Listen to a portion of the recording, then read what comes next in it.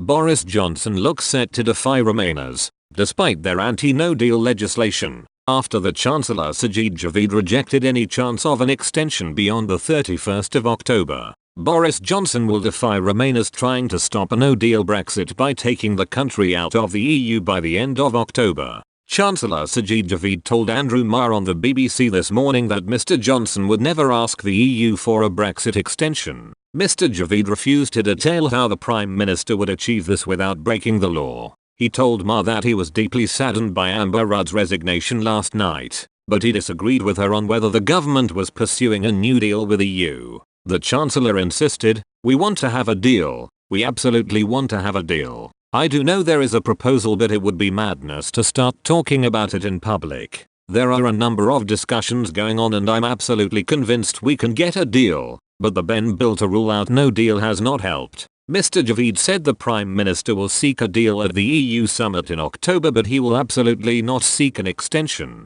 The Chancellor continued, "First of all, the Prime Minister will go to the Council meeting on the 17th and 18th. He'll be trying to strike a deal. He absolutely will not be asking for an extension in that meeting." Andrew Marr grilled the Chancellor on how Boris Johnson could achieve Brexit by the end of October but not break the law. Mr Javid insisted that Downing Street will not change their no-deal policy. He explained, "The bill talks about the 19th being an important date and at that point we will consider our options, but our policy is clear. It is unchanged. We will be leaving on the 31st of October. We will obey all laws because all governments should obey laws absolutely. But you will have to wait and see what happens then. There are concerns that Boris Johnson would trigger a legal and constitutional crisis if he failed to obey a law mandating him to seek another extension to Brexit." Amber Rudd had earlier told Andrew Marr that 90% of Boris Johnson's time was spent on a no deal. Instead of a Brexit deal, the former Work and Pensions Secretary resigned from the cabinet last night after claiming Boris Johnson was not doing enough to reach a deal with the European Union.